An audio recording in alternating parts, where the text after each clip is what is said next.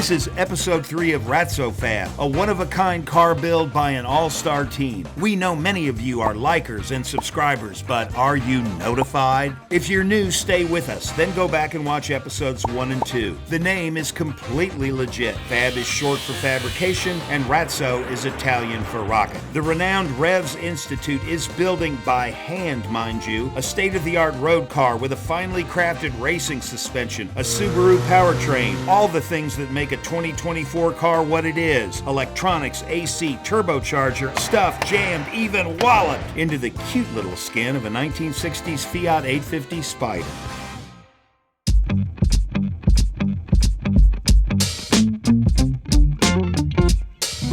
This is the size of the RazzoFab car we're building. It's the size of the 850 Spider, with a flat area of 59 square feet. Compare that to the size of the world's current best-selling car, the Tesla Y, 98 square feet, nearly twice RazzoFab. Another off-the-rack comparison, here is a Ford F-150. With its length of nearly 19 feet versus RazzoFab's 12.5, our car will almost fit in the F-150's truck bed. RazzoFab will be a high-performance car, so let's compare it to the Porsche 911, which is 90 square feet. The base model 911 has a 3-liter turbocharged engine, 379 horsepower. RazzoFab, at 2/3 the size, will house 400 horsepower. For grandparents everywhere, here's a comparison with the Lincoln Continental. Here's the most relevant comparison. RazzoFab versus a Subaru WRX, the donor car for the powertrain. Once again, RazzoFab is a much smaller space. We'll have more on the Subaru RazzoFab comparison later in this episode. Dave said all along, the challenge is packaging. Remember, this is going to be a modern road car, but these Spiders never had power windows. They had a little gear wheel and a hand crank, automatic door locks, intermittent wipers, air conditioning, too much stuff, too little room. But let's not panic. This is not our only option.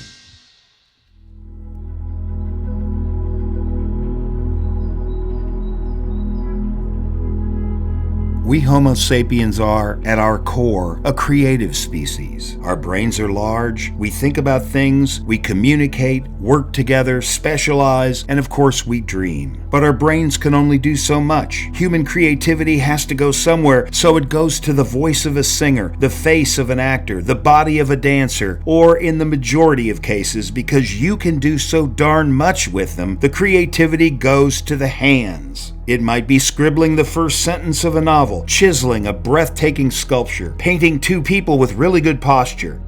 But it can also mean car parts, dreaming them up, then drawing them, cutting them, burning, bending, and hitting them. Nobody does that better than this gent.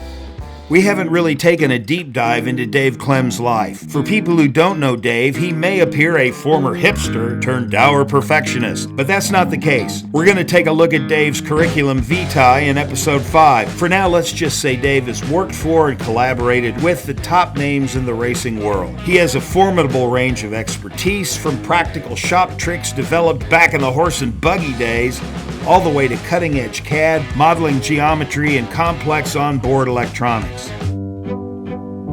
He prefers classical music or jazz while he works. His shop floor is as clean as bone china, and he does things like this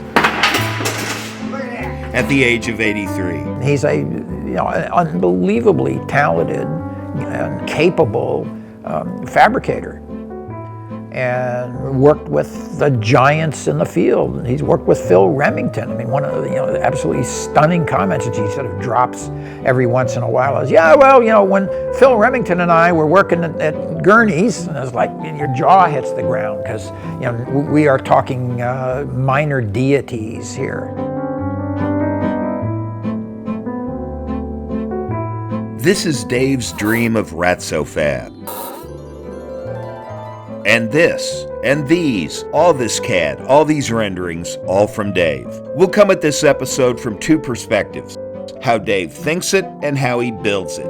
Dave's going to build front uprights just for you, like he's some chef tableside at one of those fancy restaurants. But that's the how he builds it. We want first to start with how he thinks it. We're getting a lot of comments back on the 2 episodes, and they were looking at what kind of chassis we're using. And I think this conversation is really good because it'll explain what had to happen to build a car from scratch. Most of the shows that you see, people are basically building a car. Well, what they're doing is buying a chassis from somebody and buying a body from somebody else. The cars are made just to maybe push off a trailer into a showroom, but we want a car that'll go fast. Well, we bought an original Fiat 850 chassis. We were not able to use anything from the original chassis. So I designed a complete car based on the size of the Fiat 850. From the official RazzoFab records, you can see the first decisions were to choose and then position the wheels, the brakes, and the tires. And then I'll start putting tires in. Did a lot of research and found tires that were suitable. Mr. Collier wanted a 15-inch tire, which was kind of difficult. And that's difficult because all modern cars have Bigger, 16, 17. Yeah. 16, 17, 18-inch tires. Actually, when we Even went, bigger than that. Yeah.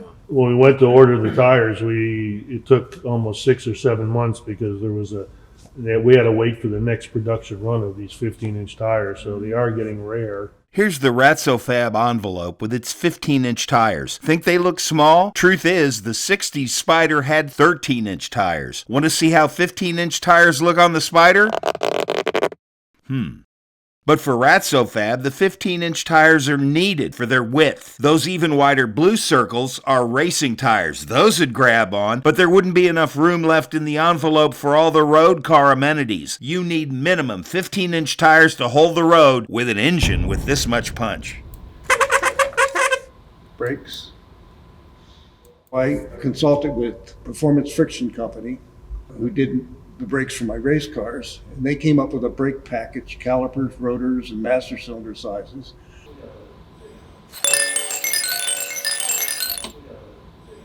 Wheels.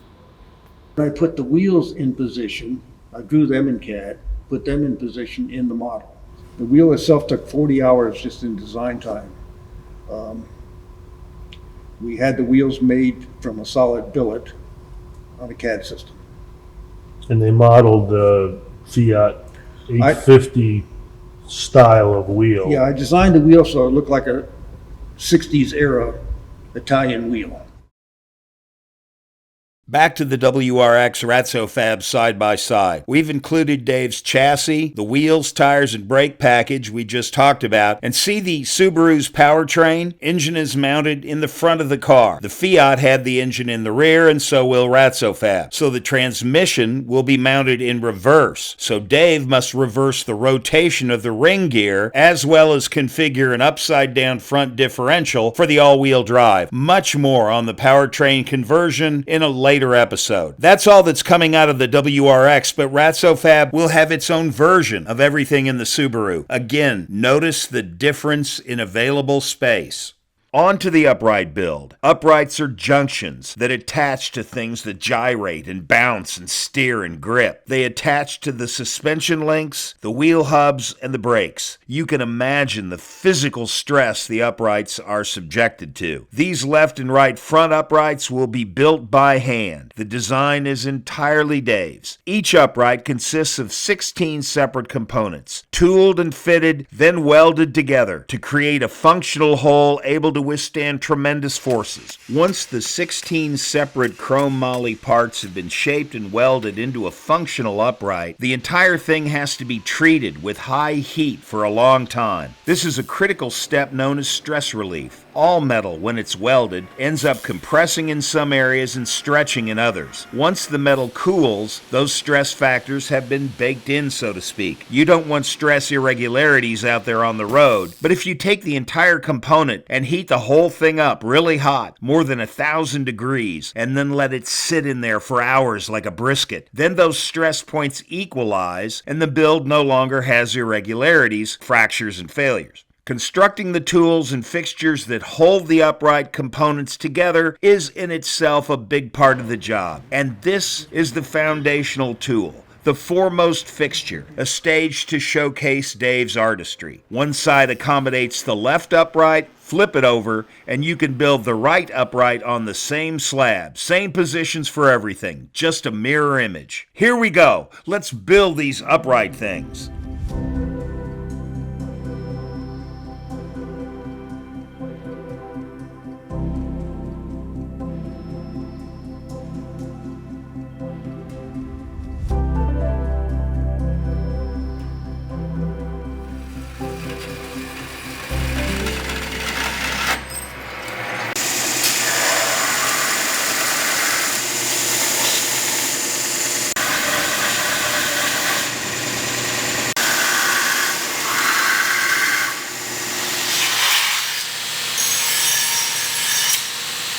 has provisions to mount the wheel bearing right here.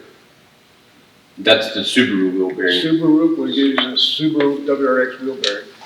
The brake caliper will be mounted at these 2 points, and that's a steering arm right here, which will be connected to the steering rack.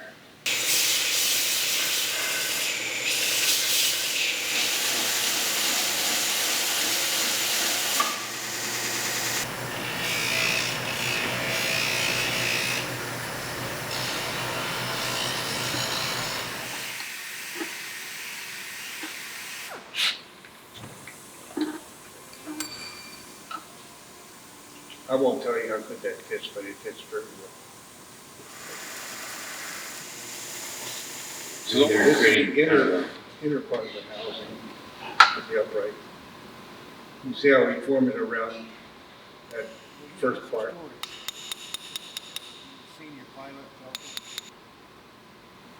Just so that using a hose clamp to hold everything together while we weld it. So there you're starting to just kind of tack everything Tack together. everything. You're not welding it. Now, what's the difference between tacking and welding? Tack is just little Kind of like stitches. like stitching. And holds it in place, and then he can go finalize the welding later.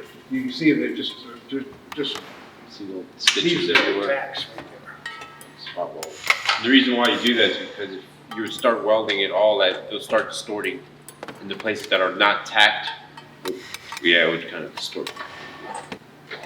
But if you tack it in every other place, it doesn't distort as much. And then once you start welding, it's already kind of all assembled, welded in place. It's basically the same thing, we're just doing the right and the left-hand side at the same time.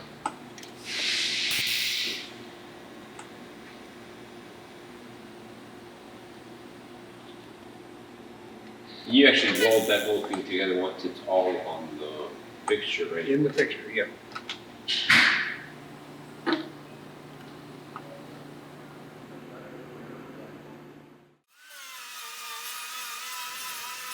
Dave, what part is this again? This is the center part of the upright. It's double skinned in the center piece right here, and then there's an outer skin too. And this, of course, bolts to the chassis of the car, or you weld it. The suspension mounts onto all of this. Right.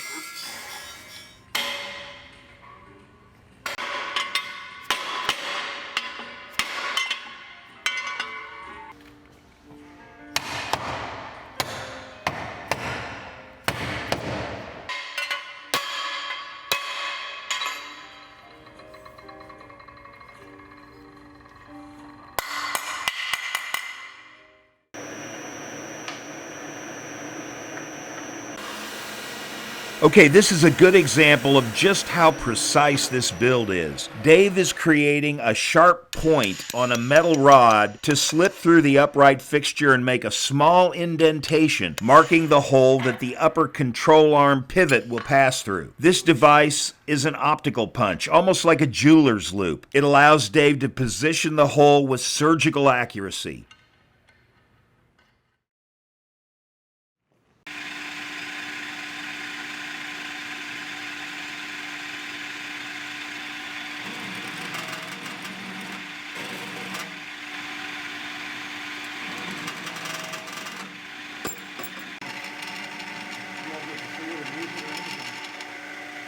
From there, Dave steps up the drill bit diameters to widen the hole. A seamless, mistake-free process. Okay, moving quickly on. Here's a time-tested way to make a metal shape stronger. Put a bend in it. You've seen Dave use the press brake to bend metal, but this technique Dave's going to use is called a hammer block. Dave's bending metal, but a tight angle. A sharp corner is the enemy. These parts are for the steering arm.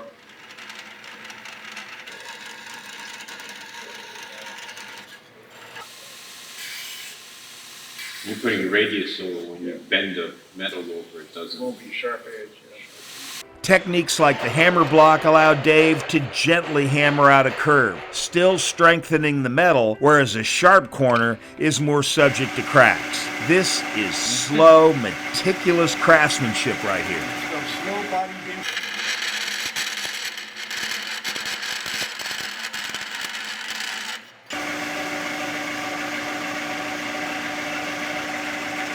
sandwich the two together and you put the piece of metal in between the two pieces. Yep. There you go. You got a piece of metal there, a piece of steel, aluminum's metal too. And there's about a, what would you say, an eighth of an inch overhang on About that? 3/16. 3/16, okay, and that's what you, and that Now you creates see strength. we're hammering this over with a hammer block. And that makes that much stronger, right? Because Yep. it just was finished with no. It makes what strong? Make Go the on. whole piece stronger. You see how he put, there's a little 3/16, you see the That's fold? what they look like. You can pause it maybe there.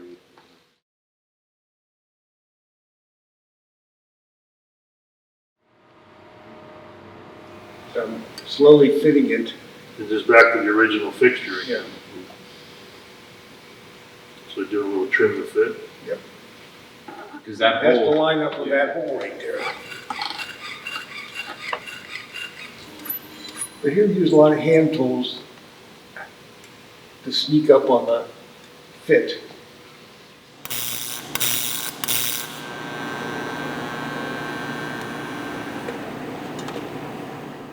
Time and again, Dave relies on gently yielding cardboard to model a particular part before making it with unforgiving metal.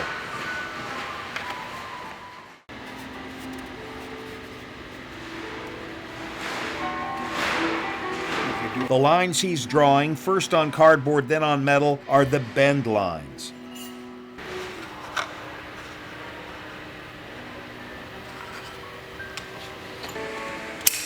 I start to work around this hole. All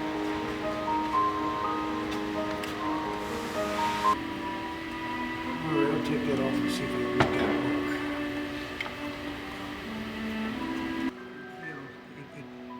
I listen.